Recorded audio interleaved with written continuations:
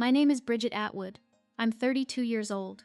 Last Friday, I sat in my office in Boston and listened to 47 voicemails from my family.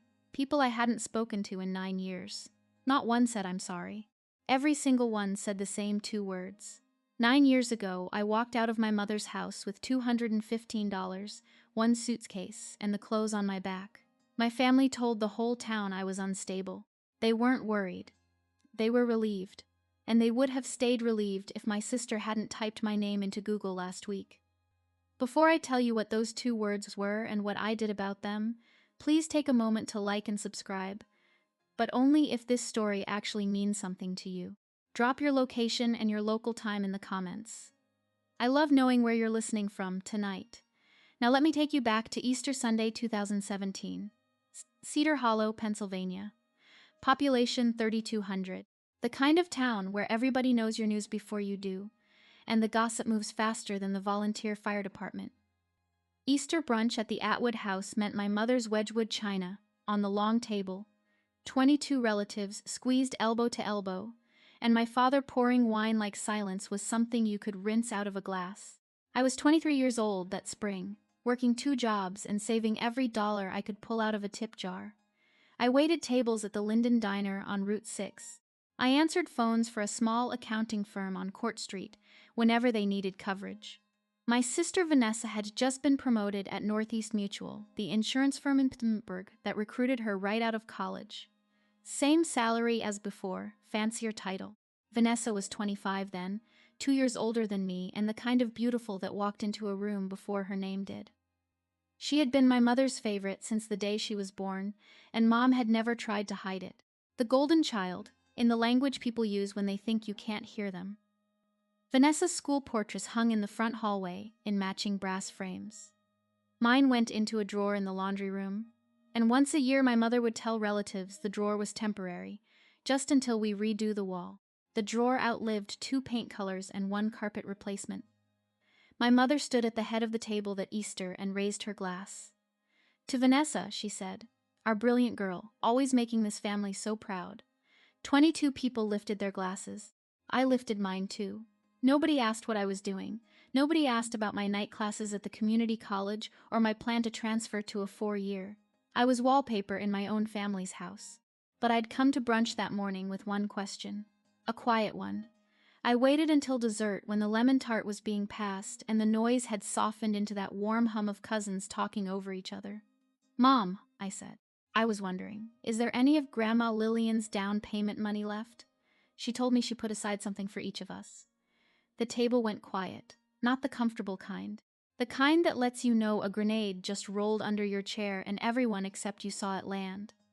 My mother set her coffee cup down with both hands. She looked at me, then she looked around at every single person at the table, and when she finally spoke, her voice was sugared just enough to make your teeth ache. See, she said. This is what I've been dealing with.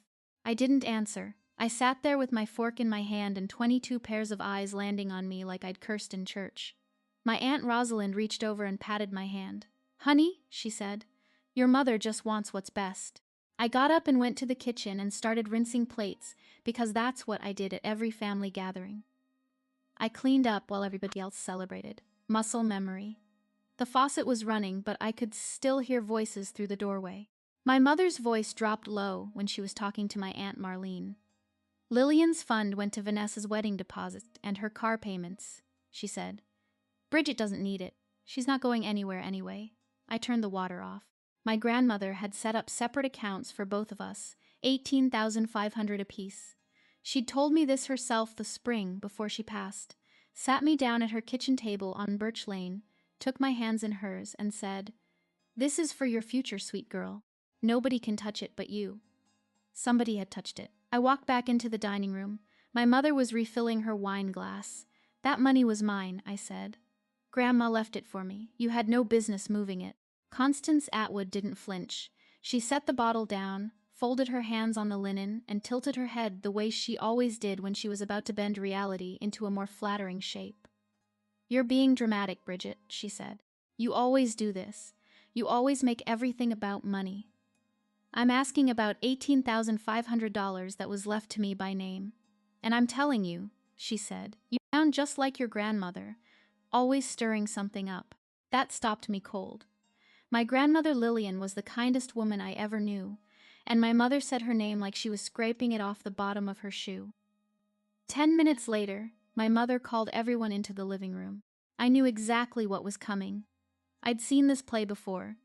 Different holidays, different triggers, same choreography every time.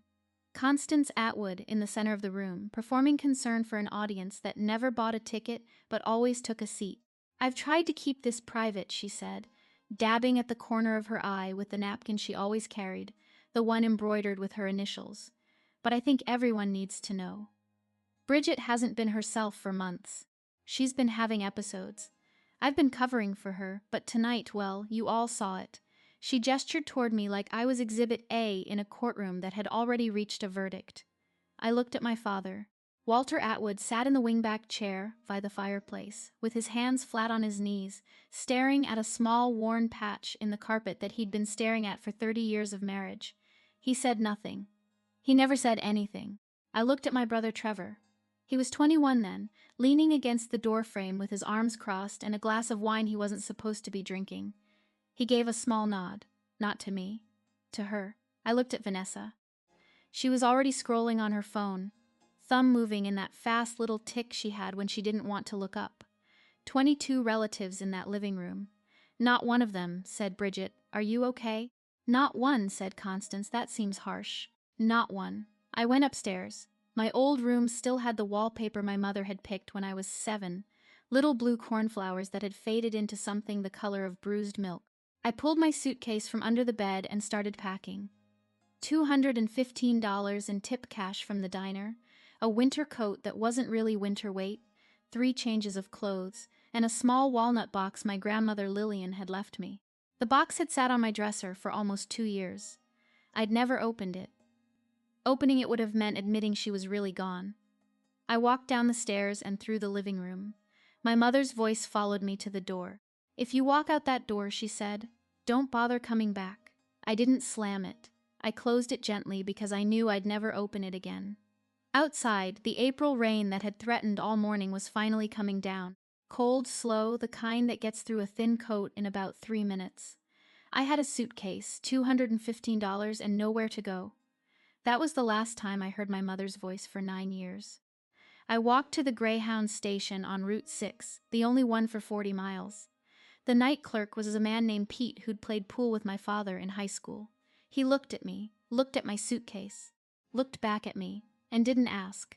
He just slid the ticket across the counter. The furthest I could get for what I had, with a transfer in Pittsburgh, was Boston, Massachusetts. Bus number 47. Departure 3:47 in the morning. 14 hours on a Greyhound, with my suitcase between my knees and a box of my dead grandmother's things on my lap. I didn't sleep. I watched America scroll past the window in the dark, then in the gray morning light, then in the bright cold blue of a New England spring. Farms, mill towns, river crossings, cell towers. I tried to remember the last time anyone in my family had asked me a question that wasn't a complaint dressed up in a question mark. I couldn't. The woman next to me on the bus was on her way to her son's college graduation outside Hartford. She offered me half her egg salad sandwich somewhere near Scranton. I thanked her and ate it in 3 bites. She didn't ask why I was crying. She just handed me a tissue and looked back at her crossword. Sometimes strangers give you more grace in 10 seconds than your family manages in 25 years. I started my second day in Boston on a sidewalk with $8.17 in my wallet. I walked from Park Street Station to Boston Common to the Public Garden in the cold, and then I asked a woman pushing a stroller where homeless women slept. She gave me an address in Roxbury. My first night in Boston, I slept at a women's shelter off Dudley Square. Second week, I moved to a hostel in Allston that smelled like bleach and bad decisions.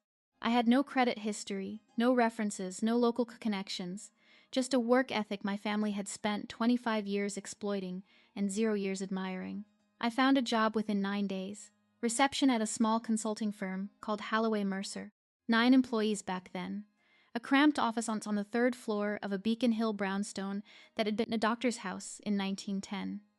They wrote grant applications for SMAs trying to restore historic buildings, libraries, churches, old mill complexes.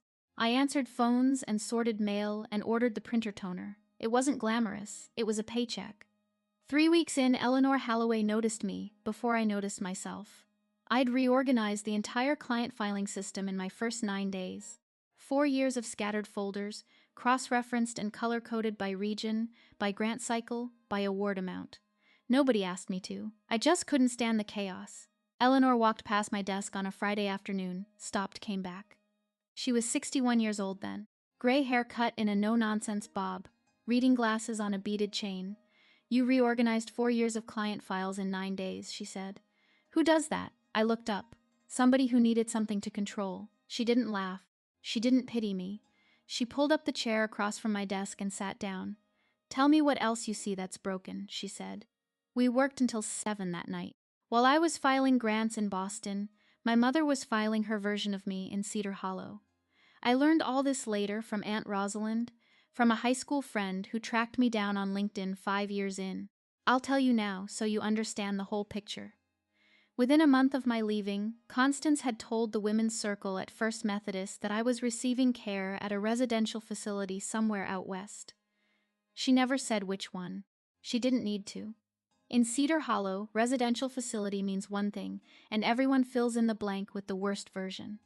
My old room got cleared out in a weekend. Vanessa took my bed for her future kids. My mother boxed up the only photo album of me as a child and donated it to a thrift store in Pittsburgh. The donation receipt later turned up in a kitchen drawer.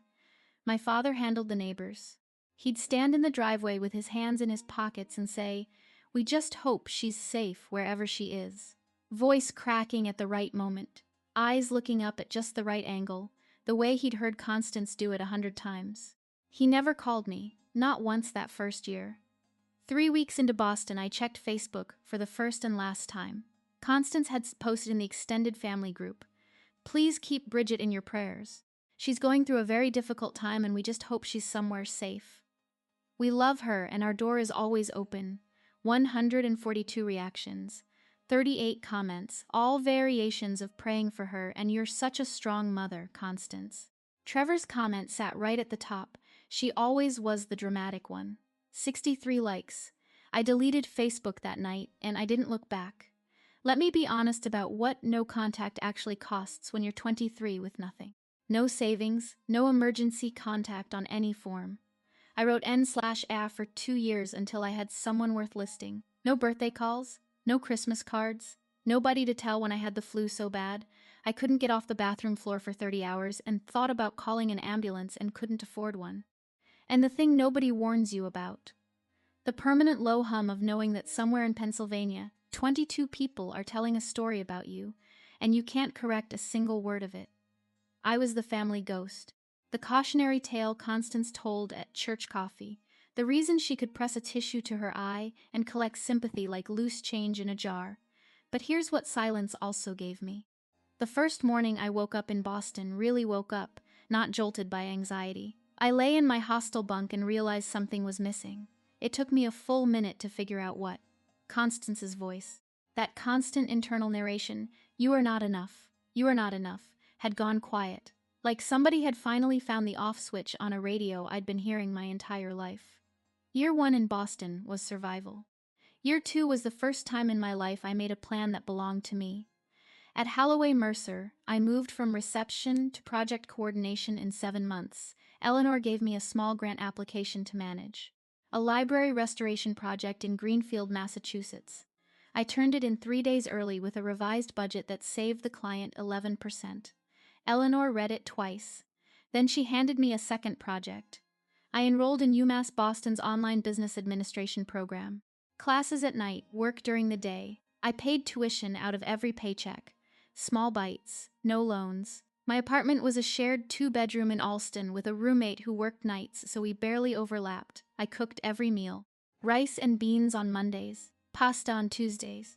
Whatever was on sale at Market Basket the rest of the week. Bought clothes at Goodwill on Brighton Avenue. Cut my own hair for almost 2 years. There was no montage music, no swelling soundtrack. Just alarm clocks and spreadsheets and falling asleep with a textbook open on my chest at 1 in the morning, waking up at 6 to do it again. I didn't have a plan to become successful. I had a plan to never feel powerless again. The success was a side effect. Eleanor never treated me like a project or a charity case. She treated me like somebody who showed up early, stayed late, and noticed things other people walked past. When I flagged a billing error in a client account that would have cost the firm $7,400, she promoted me to junior consultant. "You caught something my accountant missed," she said. "Do you know what that means?" "I check everything twice," I said. It's how I grew up. She didn't ask what that meant. She didn't need to. Eleanor Holloway was the kind of leader who understood that the hungriest workers are the ones who've been starving the longest, and the best thing you can do is stop talking about their hunger and start putting food on the table. I was hungry. She kept feeding me work. Year 4 in Boston, my birthday came on a Tuesday in October. I was 27 that year. The mail slot at my apartment door clicked open, and a plain white envelope landed on the rug. No return address. The handwriting on the front was careful, slanted, old-school cursive. I knew it before I'd even picked it up. My father had been a draftsman for 30 years. His handwriting was the only handwriting in our house that ever looked like a teacher had drilled it into him. Inside, a single $50 bill, a scrap of yellow legal pad torn at the edge. "Happy birthday, kiddo. Dash Dad."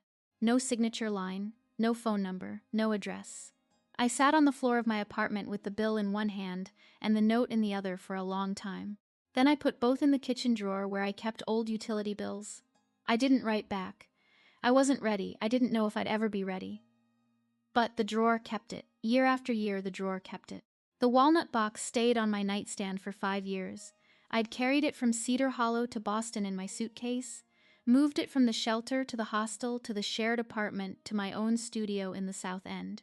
Every single night it sat there, and every single night I didn't touch it, because opening Grandma Lillian's keepsakes box meant admitting 2 things. That she was gone, and that she'd been the only person in my family who had loved me without conditions. Sloan Marshall was the one who pushed me. Sloan joined Holloway Mercer in my 4th year, hired straight out of a nonprofit communications job at WBUR. She was 31, sharp, and had a laugh that could fill a brownstone. We connected immediately, not over work, but over the thing neither of us usually talked about. 3 weeks into her job, Sloan and I were eating takeout on the floor of my office after a late deadline. She asked why I never mentioned family. I told her. Easter Sunday, the 18-5, the voice cracking on cue, the door closing in the rain, the Greyhound, the hostel, the drawer with the $50 bill. Sloan listened. She didn't interrupt. When I finished, she was quiet for 10 seconds. Then she said, "Mine told people I died of meningitis. They put a fake notice in the church bulletin so the prayer chain would leave them alone." We sat with that. That night, Sloan drove me to my apartment, took the walnut box off my nightstand, and put it on the kitchen table. "You've been staring at this thing for 5 years," she said. "It's not a bomb. Open it." So I did. It's a strand of pearls Grandma Lillian had worn to church every Sunday for 46 years. A photograph of me at 6 years old, grinning at the camera with a gap between my front teeth. It was the only photo of me as a child that I owned. My mother had never hung pictures of me in the house. Vanessa's school portraits had stayed in the front hallway. Mine had stayed in the laundry drawer. And a letter, folded once. Grandma Lillian's handwriting, shaky and careful, the cursive of a woman who grew up believing penmanship was a form of self-respect. "Bridget," the letter began. "If you're reading this, it means you had the courage to leave." Good. I wanted to leave my whole life and I was afraid. Don't be like me. Don't hold this family together at the cost of yourself. You don't owe anyone your life. I read it 3 times.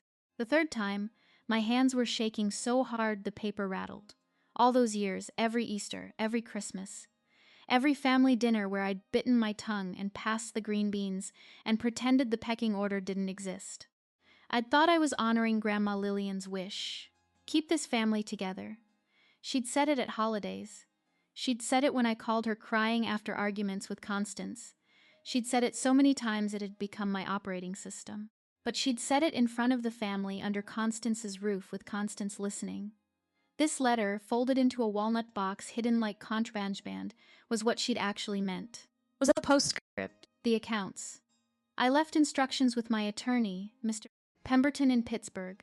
The originals are in my safe deposit box at Cedar Hollow Savings Bank, box number 407. Ask your Aunt Rosalind. She was the witness. I sat on my bed with the letter in one hand and the photograph in the other, and I understood something I'd been circling for years. Grandma Lillian hadn't asked me to keep the family together. Constance had. Lillian's letter was the truth. Lillian had been too watched to say out loud. Year 6, Eleanor Halloway sat me down in her office and offered me a title I'd never imagined on a name tag: Chief Operating Officer. Halloway Mercer had grown from 9 employees to 140 in those 6 years. 2 offices, Boston and Providence. We'd expanded into historic preservation grants for small towns across all 6 New England states, restored 14 Carnegie libraries in Vermont alone, helped 4 mill towns in Massachusetts and Rhode Island secure federal economic revitalization funding. We'd been featured in the Boston Globe magazine, invited to speak at conferences in Washington, recognized by the governor's office for our work in Western Massachusetts. I wasn't rich. I want to be clear about that. I drove a used Honda. I lived in a 1-bedroom on the edge of the South End. I had a retirement account, a savings account, and dental insurance for the first time in my life. By Cedar Hollow standards, I was doing fine. By my own standards, the standards of the woman who'd slept on a shelter cot at 23, I was breathing air I never thought I'd reach. The Boston Business Journal interview came out that October, a feature piece on women leaders shaping New England's nonprofit sector. My photo, my name, my title, my story. The sanitized version. Receptionist to Chief Operating Officer. Bootstrap, work ethic, community impact. Eleanor threw a small office party when the article went live. Sloan bought a sheet cake from Modern Pastry that said "You are the boss" in pink frosting. My life was quiet, steady, full of people who respected me and work that mattered. I didn't look for my family on social media. I didn't drive through Pennsylvania on business trips. I didn't send anonymous checks or birthday cards. I let them go completely. Some people might call that cold. I call it survival. When you grow up as the person everybody blames, you learn that distance isn't cruelty. It's oxygen. And I'd spent 25 years holding my breath. If you've ever been told you were the problem when you were just the witness, hit the subscribe button. This story is about to get a lot more uncomfortable. For 9 years, they let me go too. Not a single call, not a letter, not even a message through a mutual connection. My mother told the town I was in a facility, and the town believed her, and nobody thought to drive to Boston. Nobody Googled my name. 9 years of nothing until a random Wednesday morning in March when an email landed in my inbox at Halloway Mercer. The subject line read, "From your Aunt Rosalind. Please read." I stared at it for almost half an hour before clicking. Rosalind was Constance's younger sister by 4 years. Growing up, she'd been the quiet one at family gatherings. Always there, always pleasant, never rocking the boat. She'd watched everything that happened to me and said nothing. For years, I'd held that against her almost as much as I held the rest of it. Her email was 3 paragraphs. No excuses, no preamble. She said she was sorry she'd stayed silent. She said she'd been afraid of Constance. "Your mother has a way of making people disappear from her life," Rosalind wrote, and I wasn't brave enough to be next. Then she told me something that made the muscles in my jaw lock up. Grandma Lillian's down payment funds had been handled by an attorney named Henry Pemberton in Pittsburgh. Lillian had set up 2 separate accounts, $18,500 apiece, separate signatures required for any withdrawal. In March 2014, 6 months after Lillian's funeral, Constance had walked into Allegheny County Probate Court with a fund consolidation form. The form moved both accounts into a single account under Vanessa's name. The signature on the form was mine. I hadn't signed it. I was 20 years old in March 2014. I was working at the diner. I'd never been to Allegheny County Probate Court in my life. Constance had forged my signature. Rosalind knew. She'd been Lillian's witness on the original separation papers in 2012. She'd also seen Constance practicing my signature on the back of a grocery receipt at a Christmas gathering the year my grandmother died.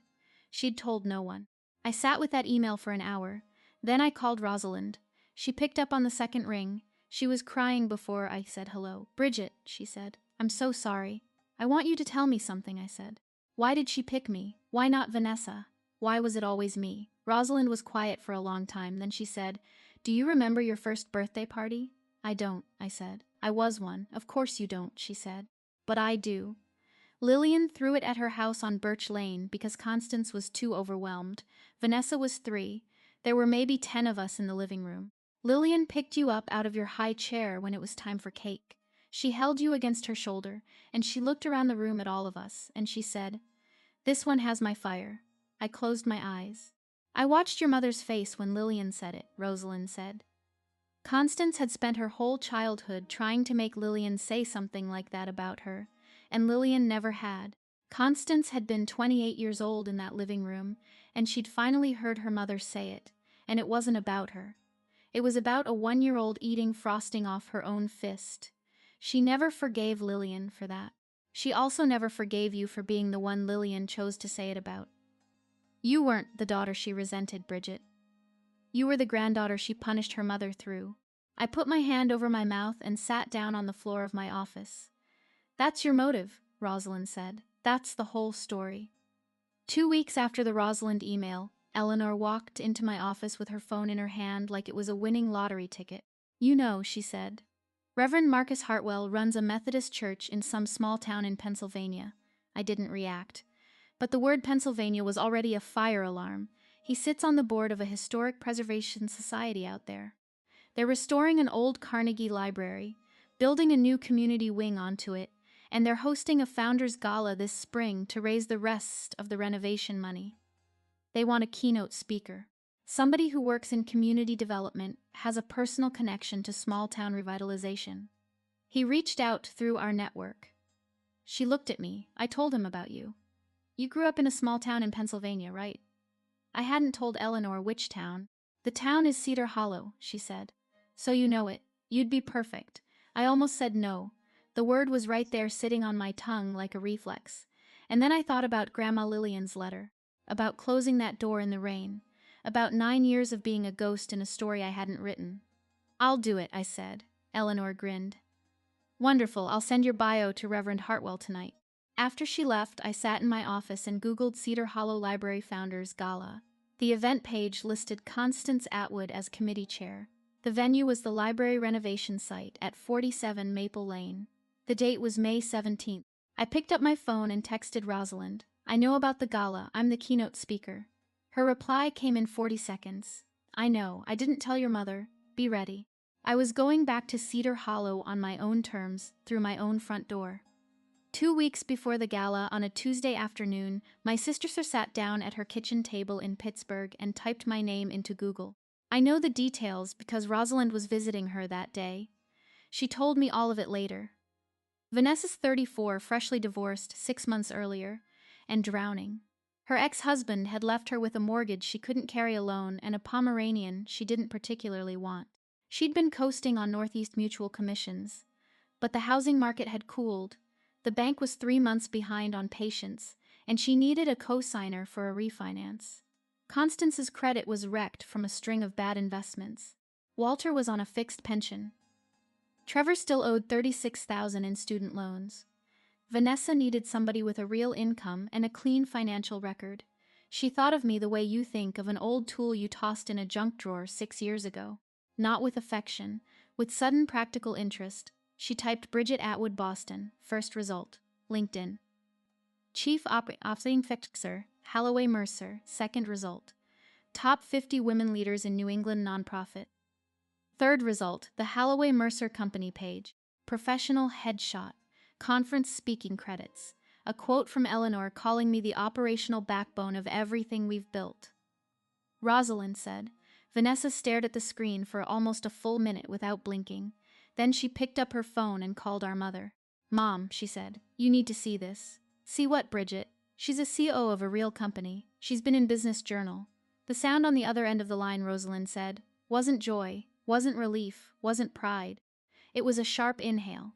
The kind a person makes when the story they've been telling for 9 years catches fire in their hands. "That's impossible," Constance said. She didn't finish the sentence. She couldn't, because finishing it would mean admitting the lie had been hers all along. The calls started that evening. I was in a conference room in Boston wrapping up a quarterly review with my team. My phone buzzed in my pocket. Then again. Then it didn't stop. By the time the meeting ended, I had 31 missed calls. By the time I walked back to my office, the count was 47, all from Pennsylvania area codes. Some numbers I recognized, some I didn't. all from the same evening window, 6:14 p.m. to 11:43 p.m. I went to my office, I closed the door, I sat in my chair, and I listened to all 47 of them, start to finish. Voicemail 1, Vanessa. Breezy. Practiced. Like she was calling about brunch reservations. Bridget, it's Vanessa. I know it's been a long time. Listen, I need to talk to you about something important. Call me back. Voicemail 4, Walter. Halting. Uncomfortable. Sweetheart, it's Dad. Your mother and I, well, the family's going through a rough stretch. We could really use your help. Give us a call when you can. Voicemail 9, Constance. Clipped. Controlled. Bridget, this is your mother. I don't know what you've been doing out there, but family is family. We need to talk. Voicemail 17, Trevor. Chewing something. Yo, Bridge, it's Trev. Looks like you're doing pretty good out there. That's cool. Hey, listen. I've got this business idea, custom truck detailing, big margins, big future, and I could really use some backing. Just a little something to get me started. Hit me back. Voicemail 26, Aunt Marlene. Tearful. Bridget, honey, this is your Aunt Marlene. I've been thinking about you so much. Your mother's just beside herself. Please call. Voicemail 38, Vanessa again. The breeziness was gone. Her voice cracked on the last word. Bridget, I know you're seeing these. I need help. Please, just call me. Help me, help me, help me. 2 words, over and over, in different voices, different tones, different levels of desperation. But always the same 2 words. Not I'm sorry, not I was wrong, not I miss you. Help me. 47 voicemails. 0 apologies. And every single one wanted the same thing. I listened to every voicemail start to finish. Some of them twice. Then I set my phone on my desk, leaned back in my office chair, and looked at the ceiling for a long time. I called Sloane. She picked up on the second ring. My family found me. Oh, a pause. Which part hurts? The part where I'm not surprised. She let that sit. She knew better than to fill silence with comfort when what I needed was space to feel the weight of it. 9 years, I said. 9 years of building a life from $215 and a Greyhound ticket. 9 years of therapy and hard work, and learning to trust people again. And the first time my family reaches out, it's not to say they missed me. It's not to ask if I'm okay. It's to ask what I can give them. I wasn't an ATM at 23 when I was broke, I said. But apparently I'm one now that I've got a title next to my name. I set my phone to do not disturb. I didn't call back. I didn't block the numbers either. Blocking felt like a reaction, and I was done reacting to the Atwoods. They didn't take silence well. 3 days after the voicemails, an email arrived in my work inbox, my professional email. The one listed on the Halloway Mercer website, from constance.atwood.sedurfa@gmail. Subject, your mother, Bridget. After everything this family has done for you, you can't even return a phone call. I've spent 9 years defending you to people who asked where you were. I told them you were getting help. I protected your reputation, and this is how you repay me. I always told people you were selfish. I guess I was right. I read it twice, saved it, didn't reply. The next day, a LinkedIn message from Vanessa. I see you're doing well for yourself. Congratulations, I guess. But family is family, Bridget. I need a co-signer on a refinance. It's not a lot. You owe us that much. Oh, that word again. Oh, the Atwood family currency. Then Trevor, because Trevor never could stand being left out of a performance, posted on Facebook. Public. Tagged half the extended family. Funny how some people get a fancy title and forget where they came from. Family supported you your whole life, and now you're too good to answer your phone. Hashtag ungrateful. Hashtag family first. 68 likes, 22 comments, all in agreement. I screenshotted everything, the email, the LinkedIn message, the post, not for legal reasons. For myself. For the mornings when I might wake up and wonder if I'd imagined all of it. Evidence I wasn't the problem. Evidence I could hold in my hands. That evening Rosalind texted. They know you're the gala speaker. Constance found out from the program. They're planning to be there, so now I knew. They weren't just calling, they were coming. Can I be honest with you for a minute? When I read Trevor's post, family supported you your whole life, I actually laughed out loud in my office, because the funniest lies are the ones people tell, so confidently they forget they're lying. If that hits a nerve, if you've ever been called ungrateful for simply wanting to be treated like a human being, drop a comment. Tell me your 2 words. I'll read every single one. May 17th. I flew into Pittsburgh on a Friday afternoon, rented a car, and drove 90 miles southeast through the rolling Allegheny foothills. Cedar Hollow looked smaller than I remembered. The hardware store, the diner, First Methodist with its white steeple poking up through the dogwoods like a finger telling you to hush. Everything was the same, which somehow made it feel like I was the one who changed dimensions. The library renovation site on Maple Lane was decorated like somebody had thrown a wedding for the entire town. White tablecloths, rented centerpieces, a banner across the front entrance, restoring our story. Cedar Hollow Library Founders Gala, 240 seats, nearly all filled by the time I arrived through the speaker entrance on the side of the new community wing. I signed in at the registration table, a volunteer, a woman about my mother's age, somebody I half remembered from First Methodist, glanced at my name badge and smiled. "Miss Atwood," she said, "welcome. Reverend Hartwell is so excited to have you." I wondered if she connected the name. I wondered if she remembered me at all. I wore a charcoal gray blazer, a white blouse, hair pulled back into a low knot. My speaker badge read, Bridget Atwood, Chief Operating Officer, Halloway Mercer, Keynote Speaker. Through the doorway, I could see the main hall. Tables of 8, each one filled with the people of Cedar Hollow. Teachers, shop owners, church members, neighbors, the people who'd heard my mother's version of me for 9 years. And at the center table, in a navy blue dress with her hair freshly done, smiling and greeting guests like she owned the building, my mother. Constance Atwood, committee chair. Walter beside her, quiet as always. Vanessa in a new dress she probably couldn't afford. Trevor near the buffet, scrolling his phone. My whole family, 20 feet away, with no idea who was about to step out from behind the curtain. Reverend Marcus Hartwell was a tall man with kind eyes and a microphone voice that filled the room without effort. He'd been the one to reach out to Halloway Mercer. He'd never met me before this evening. He didn't know my history with Cedar Hollow. He stepped to the podium at 7:30. "Good evening, Cedar Hollow. Thank you for being here tonight. This Founders Gala is about more than fundraising. It's about restoring a piece of our shared story." Polite applause. The clink of silverware on plates. Our keynote speaker tonight is somebody who embodies the work we're trying to do here. She grew up in a small town in Pennsylvania, started her career from the ground up, and now serves as Chief Operating Officer of Halloway Mercer, a firm that has restored libraries, churches, and historic mill buildings across all 6 New England states and helped 65,000 households through community grant funding. She was recently featured in the Boston Business Journal's Top 50 Women Leaders in New England. Please give a warm Cedar Hollow welcome to Bridget Atwood. Applause. I stepped out from behind the curtain and walked to the podium. The spotlight hit me, and for 1 second, just one, I was 23 again, standing in that living room while my mother told 22 people I was broken. Then I looked out at the audience. 240 faces. Some I knew, some I didn't, and at the center table, 4 faces I knew better than any others on earth. Constance's smile evaporated. Her mouth opened slightly, closed, opened again. She gripped the edge of the table with both hands. Her knuckles went white against the white linen. Her eyes darted sideways, scanning the room to see who was watching her reaction. Even in shock, her first instinct was audience management. Walter set his water glass down so hard it sloshed onto the tablecloth. Vanessa's hand went to her chest. Her mouth formed a word. Maybe my name, maybe just air. But no sound came out. Trevor stopped chewing mid-bite. His fork hung in the air like a question mark. I let the applause settle, adjusted the microphone, took a breath.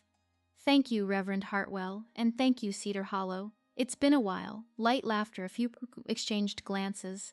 The ones who recognized me. I delivered my keynote. 20 minutes on small-town revitalization, the economics of historic preservation. Why a restored library generates 14 times its renovation cost in community value over 20 years. The case studies from Greenfield and Bath, the federal funding pipelines, the way a Carnegie building can pull a downtown back from the dead. Data, numbers, results, professional, polished. The kind of speech I'd given a dozen times at conferences. And then near the end I shifted. "I grew up in a small town a lot like this one," I said. "Some of you might remember me." A murmur. "I left Cedar Hollow 9 years ago with $215 in a suitcase. I didn't leave because I wanted to. I left because staying was costing me something I couldn't afford to lose." Silence. The kind that has weight. I was told I was unstable. I was told I needed professional help. The truth is, the help I needed was distance, and this career, this work, it started because a woman in Boston named Eleanor Holloway looked at me and saw a person. Not a problem to manage, not a story to tell at church, a person. I paused. Let the silence do the work. Community preservation isn't just about libraries and grant funding, I said. It's about seeing people, really seeing them. Not the version that's convenient, not the version that fits somebody else's narrative. The actual person standing in front of you. I didn't name anyone. I didn't point at my mother. I didn't even look at her table. I didn't have to. A woman in the 4th row, Mrs. Sutton, who'd taught me U.S. history in 10th grade, pressed her hand to her mouth. The man next to her, her husband, turned and stared at Constance's table. The whispers started like a match catching. That's Constance's daughter.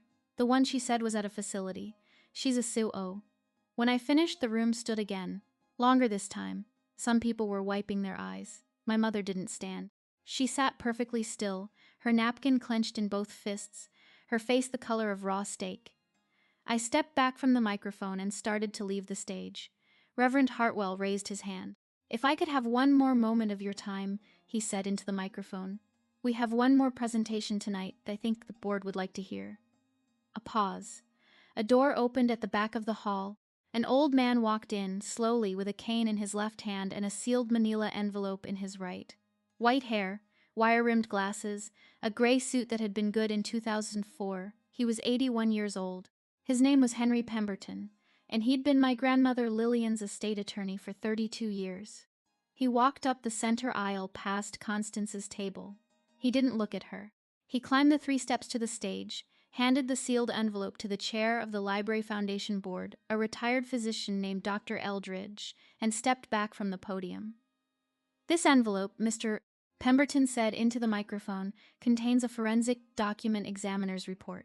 It was commissioned this winter after a routine probate review of one of my late client's files. I'd like Dr.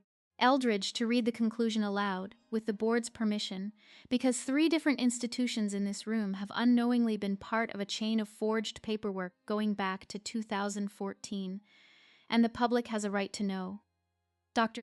Eldridge looked at Mr. Pemberton. Mr. Pemberton nodded. Dr. Eldridge opened the envelope, unfolded a single sheet of letterhead, and read, "Eastern Pennsylvania Forensic Document Examiners, Board Certified Examiner, report dated February 11th.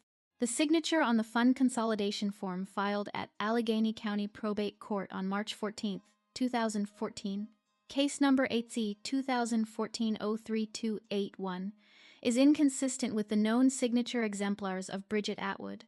Signature analysis indicates probable forgery." The room held very still. Constance's left hand let go of the table and reached for her wine glass. The glass was empty. She set her hand back down.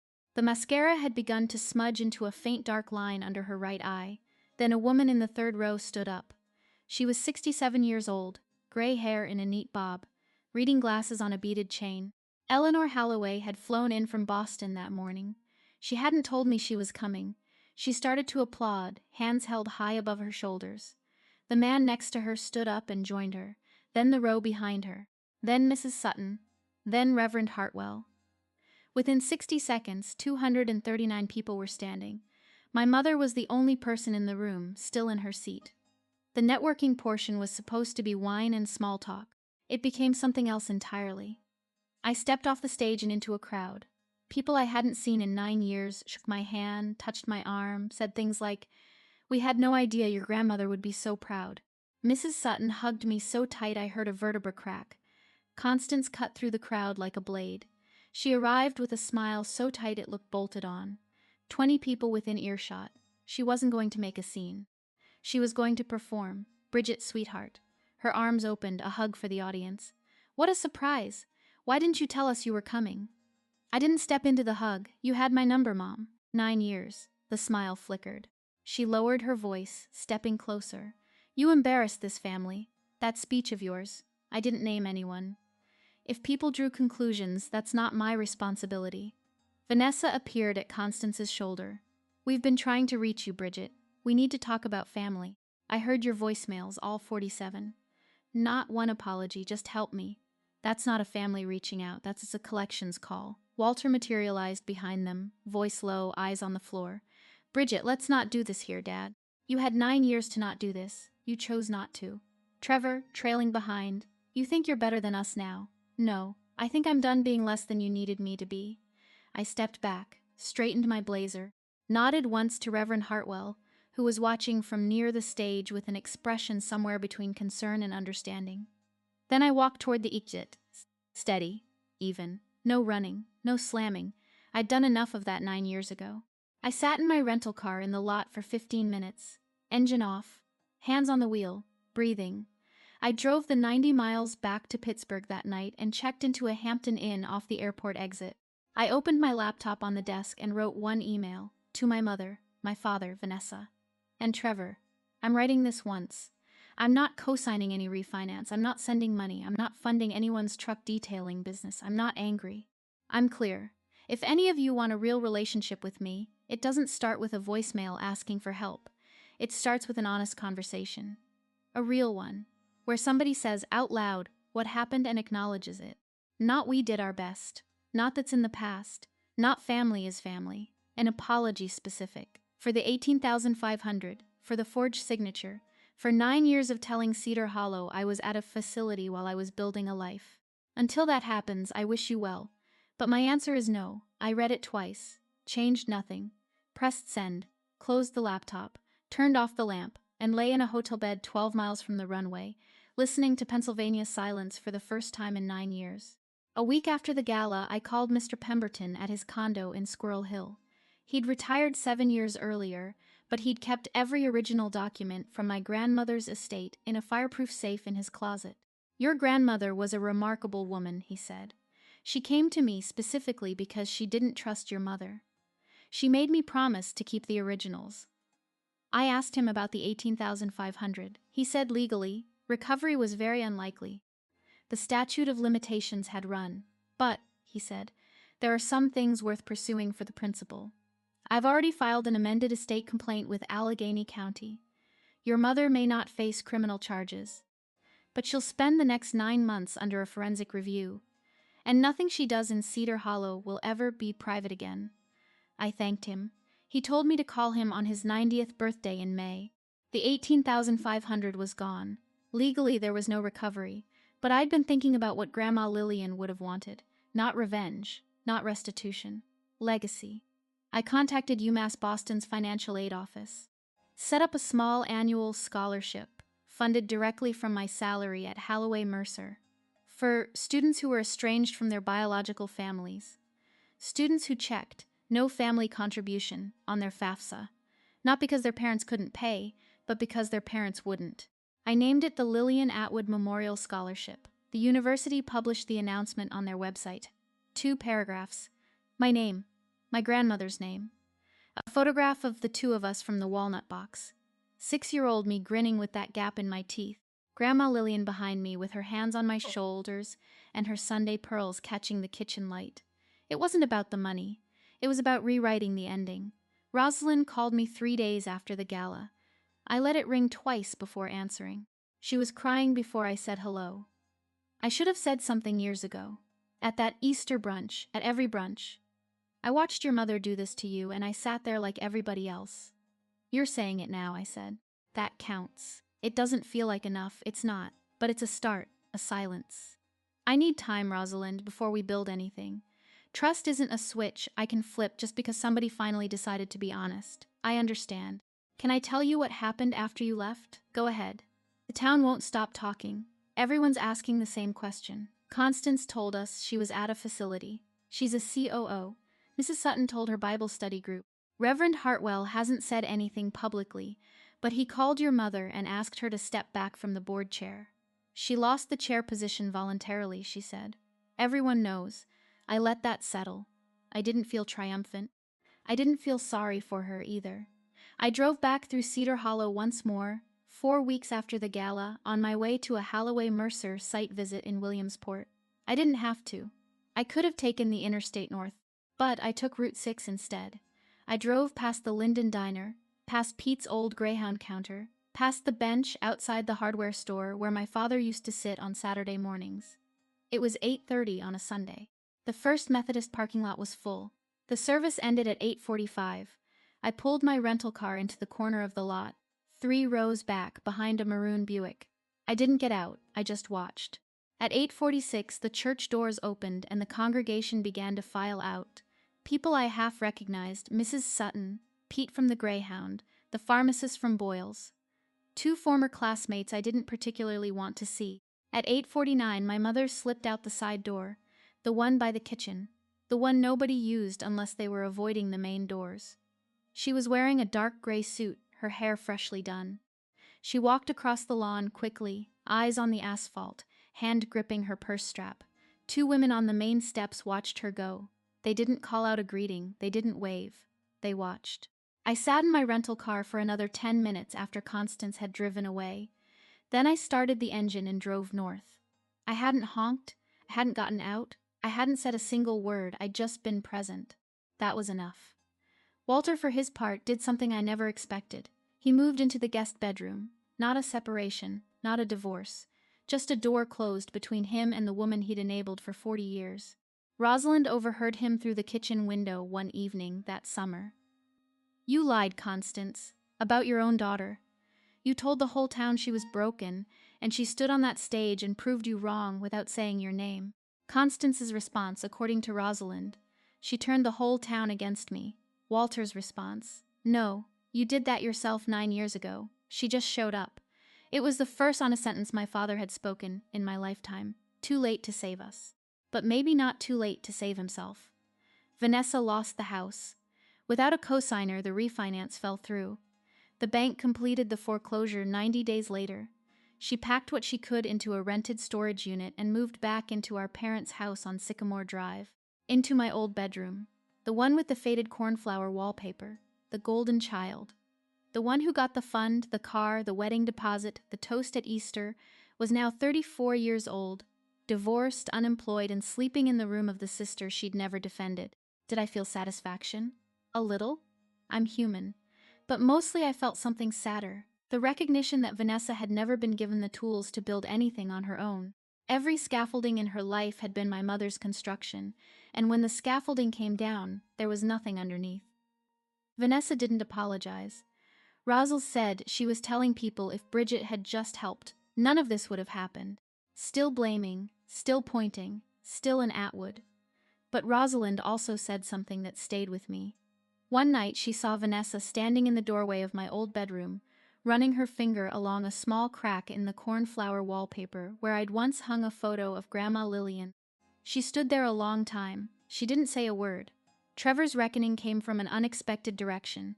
His girlfriend Dana Whitcomb, a physical therapist from St. Mary's, saw the Facebook post, the one calling me ungrateful. She told him, "You publicly shamed your own sister for not giving you money." She said it while packing an overnight bag. That's not the man I want to be with. Trevor deleted the post. But the internet remembers what people wish it wouldn't. Screenshots had already circulated through Cedar Hollow's unofficial text chains, the ones that move faster than the town newspaper ever did. Walt Alter's letter arrived at Halloway Mercer 6 weeks after the gala. It came by mail, not email, not text. A plain white envelope with his handwriting on the front, careful, slanted. The penmanship of a man who never writes letters and had to think about every word. I opened it at my desk. "Bridget, I don't know if I have the right to say this, but I'm sorry, not for your mother, for me. For sitting in that chair and saying nothing. For every time I told you, don't make your mother upset when I should have told her to stop. I wasn't keeping the peace, I was keeping my comfort. You deserved a father who chose you even when it was loud. I didn't, and I'll carry that." I read it twice. Put it in the same kitchen drawer in my Beacon Hill apartment where I'd kept the $50 bill from year 4. Didn't reply yet. Maybe I will. Maybe I won't. I'm letting that decision take whatever shape it needs to. 3 months after the gala, Boston, a Sunday evening in August. I'm standing in my kitchen stirring a pot of pasta, while Sloane argues with my neighbor Dave Riley about whether sriracha belongs on garlic bread. Eleanor is on my couch with a glass of red wine, telling a story about a grant proposal that went sideways in the most spectacular fashion. 2 other colleagues from the office are setting my dining table, the one I bought at an estate sale in Cambridge. 6 oak chairs, scratched, imperfect, mine. This is my Sunday dinner. Every week, Same people, give or take, no obligations, no performances. Nobody here because they have to be. Everybody here because they want to be.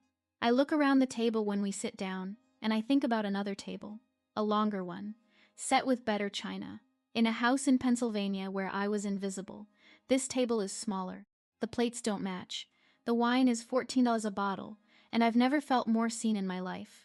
Walter's letter sits in the kitchen drawer. I haven't replied. Maybe I will, maybe I won't. Constance hasn't contacted me since my email. Neither has Vanessa. Trevor sent a one-word text 3 weeks ago, sorry, no period, no follow-up. I saw it. I didn't respond. I don't know what happens next with any of them. And for the first time in my life, I'm okay with not knowing. The door isn't locked. It isn't open either. It's just there, waiting for somebody to knock with something more than 2 words. If you're listening to this and you recognize any of it, the scapegoat role, the voicemails that only come when somebody needs something, the narrative that somebody else wrote about your life while you were still living it, the family that doesn't call on your birthday but calls the moment they see a dollar sign. You're not crazy. You're not ungrateful. You're not selfish. Those words, the ones they throw at you when you refuse to shrink, those words are the sound of people losing control of a story they never had the right to tell. The 2 words my family said were, help me. The 2 words I needed to hear were, I'm sorry. They're not the same sentence, and you don't owe anyone the first until they've given you the second. I used to think family was about loyalty, about showing up no matter what, about swallowing your own voice so the table stays quiet and everybody can pretend the silence is peace. Now I know better. Family is about choice. Real family, the kind worth keeping, chooses you on purpose, not out of obligation, not out of guilt, not because your name is useful on a refinance application. My name is Bridget Atwood. I'm 32 years old. And the most expensive thing I own isn't a title or a salary. It's the silence I can finally afford. That's my story. If you've ever been the family scapegoat, if you're still sitting at a table where nobody sees you, if you're wondering whether you're allowed to walk away, I hope this gave you something. Even if it's just the permission to say no out loud. I have a question for you. If your family called you tomorrow after years of silence, what do you think they'd say? Help me, or I'm sorry. Drop it in the comments. I read every single one. Thank you for listening. See you in the next one.